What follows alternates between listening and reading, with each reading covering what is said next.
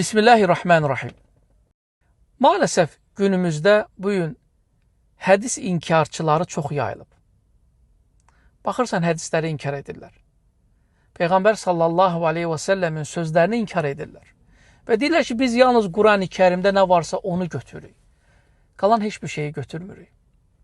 Gözəl görsənir, məntiqli görsənir, lakin batildir, düzgün deyildir. Hədisləri inkar etmək İslamı inkar etməyə bərabərdir. Hədisləri inkar etmək Quran-ı Kərimi inkar etməyə bərabərdir. Nə üçün? Çünki Quran-ı Kərimi bizə çatdıranlar hədisləri rəvayət edən insanlarla eyni insanlardır. 1.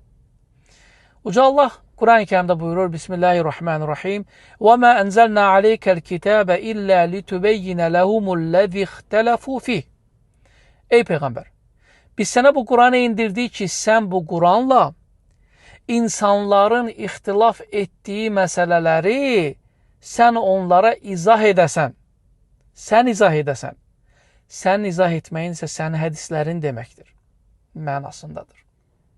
Və çox gözəl görsənir. Biz yalnız Quran-ı Kərimlə gedirik. Quran-ı Kərimlə getmək İslamın %90'ını inkar etmək deməkdir. Çünki Quran-ı Kərimdə həc və ümrə ərkanları yoxdur. Hətta bu günlərdə sosial şəbəkələrdə bir hədis inkarçısını gördüm və maalesef əksəriyyəti Türkiyədən çıxır. Maalesef. Ümrə edir və ümrə etdikdə ehram geyinir. Ehram niyə geyinmirsən? Quran-ı Kərimdə ehram yoxdur. Və ya ümrə etdikdə, ehram geyindikdə çiyinin bir hissəsini açıq tutur. Niyə? Quran-ı Kərimdə yoxdur. Məcbursan Peyğəmbər sallallahu aleyhi ve sellemin sünnətinə üst tutmağı, istəsən də, istəməsən də. Peyğəmbər sallallahu aleyhi ve sellemin sünnəti hər zaman yaşayacaq. İnsanlar onu yaşatdıracaq. Hər zaman Allahın izni ilə qaim olacaq. Çünki o, aləmlərə rəhmət olaraq göndərilib.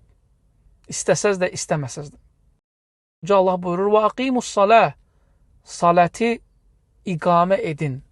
Salət üçün ayağa durun. Salət lüğət kitablarında dua deməkdir. Namaz deyil.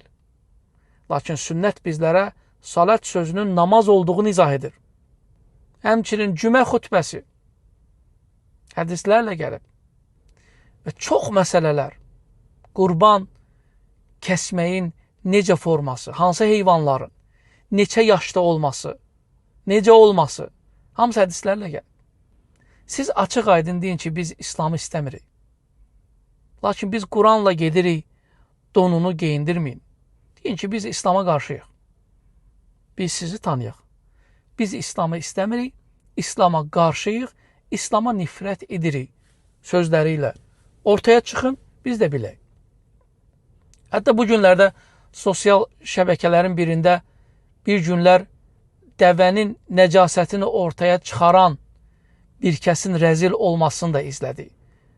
Necə ki, başqa türk professor ona rəddiyə verir. Sosial şəbəkələrdə bu var. Ki, dəvənin südündə də, həmçinin nəcasətində də müəyyən tibbi faydalar var. Allah sizi rəzil edəcək. Siz Peyğəmbər sallallahu aleyhi ve sellemin sünnətinə qarşı gəldikcə, çıxdıqca Uca Allah da sizi rəzil edəcək. Buna əmin olun.